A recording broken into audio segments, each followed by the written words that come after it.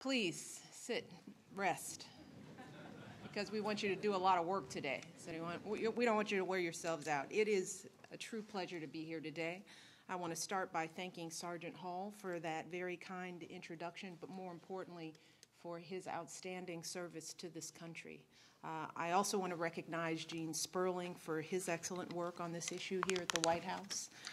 And of course, I want to thank John Chambers and everyone at Cisco for their extraordinary leadership to create this new IT training and certification program. So let's just take a moment to give them a round of applause for their excellent work. Very proud. Very proud. This is the kind of leadership that is going to make the world of difference to hundreds of thousands of veterans and military families across this country. And finally, I want to thank all of you for taking the time.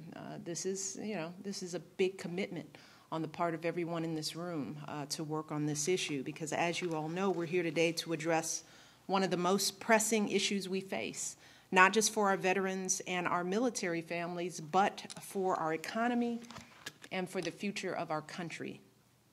You all know the numbers. As John said, in the coming years, more than 1 million service members will be hanging up their uniforms and transitioning to civilian life.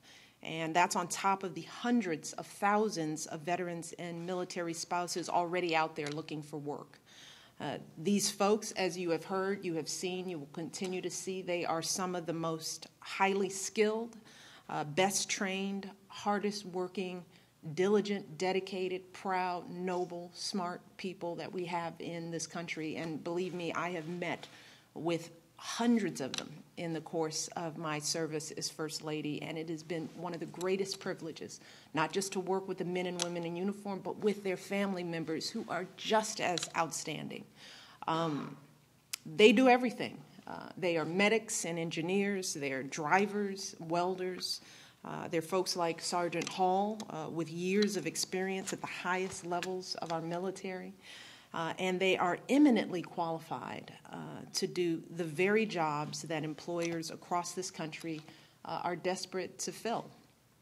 But too often, because of red tape or outdated rules or simple lack of coordination, our men and women in uniform come home only to find that the training and experience they've gotten during their time in uniform simply doesn't count. Or they discover that the credits that they've earned in military courses don't actually transfer when they enroll in college. So they're turned away from jobs that they're more than qualified to do. Or they wind up paying to do the same coursework over again. And all that training, all that education, all that expertise that they have devoted their lives to attain, it all goes to waste. And this is unfair to the men and women who have served this country so bravely. They deserve a fair shot at a good job when they come home. But it's also unfair to their families who have sacrificed, probably more in some instances, so that these men and women can do their job, and they deserve some financial security once they return to civilian life. It is also unfair to this country because when we don't take advantage of the skills and talents of our veterans and military spouses, jobs go unfilled, and far worse, human potential goes untapped. And that's bad for our economy, as we all know. Now, fortunately, in recent months, we've seen leaders across this country starting to solve this problem. We have seen dozens of governors and state legislators passing laws that clear away all the red tape so that veterans and military spouses can get the licenses they need for the jobs they're qualified for. And that's really a big deal. It's not a small task. But the truth is that changing our laws, it's truly just the beginning. Because even the best laws in the world won't make a difference until companies are actually making those job offers. Schools are accepting those credits, and our veterans and military spouses are actually collecting those paychecks that they need to take care of their families. So at the end of the day, whether or not we solve this problem, in so many ways is up to the men and women in this room. That's why we've invited you to the White House today to participate in these roundtables. So today I hope that you will start working together to figure out where the gaps are and how we can work together to close those gaps. If you have a program or a curriculum that's working at your school or your hospital or your company, we really want you to share that information here. Tell people about it. Be proud of it. Share your material so that others can replicate what you're doing in communities across this country.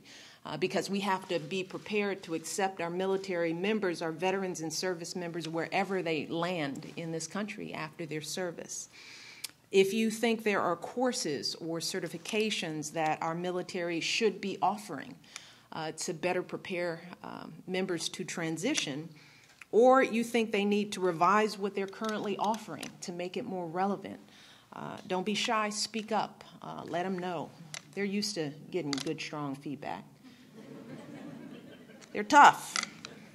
We have representatives from the Department of Defense and across the federal government who have come here today for exactly that reason, because they want to hear your thoughts and they want to learn and grow and develop and make sure that we're all working together. In short, today is your chance to make the connections, form the partnerships that our veterans and military families need and deserve. And remember, it was roundtables like these that led to the creation of the IT training and certification partnership that we are announcing today. It was this kind of work that led to this initiative, and I hope you all will use this new partnership as a model because it is an outstanding example of what can happen when industries come together with our armed forces on behalf of our veterans. As you've heard, this new partnership will provide up to 161,000 service members with the chance to gain the certifications they need for 12 different high-demand, high-paying technology careers, everything from IT security analysts to computer programs to quality assurance engineers. And that's exactly the kind of impact that we're aiming for through these conversations today. And I also just want to say that this isn't going to be a one-and-done kind of event. This is the beginning. We have directed federal agencies to host a series of follow-up meetings with the goal of creating partnerships in all four of the areas that we're focusing on today. Again, this is just the beginning, because once we made it easier for veterans and military spouses to get the jobs they deserve, we need to make sure that companies are actually creating those jobs. And that's why tomorrow, here at the White House, we will be announcing groundbreaking commitments by companies across this country to hire even more of our veterans and military spouses. And the thing I will say, because this is a commitment that comes from the top and it comes from our hearts, we are not going to stop until all of our veterans and all of our military families have good jobs, the good jobs they deserve, the good jobs that they've earned, jobs that will help them build their careers and create a better future for their children. We're not going to stop, because in the end, that's really what this is all about. In the end, if we keep on working together and building these public-private partnerships, then I know that we'll be able to serve our veterans and military families as well as they have served this country. And that's what it's all about.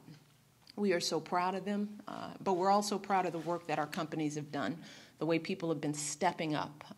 Without question, it's going to take a little more work because we've got millions of people to employ, but I am confident that these kind of roundtables will move the ball forward. So I thank you all again, and I wish you good luck and hard work today as we continue the work of utilizing the resources of our military and their families. Thank you all. God bless. Good luck.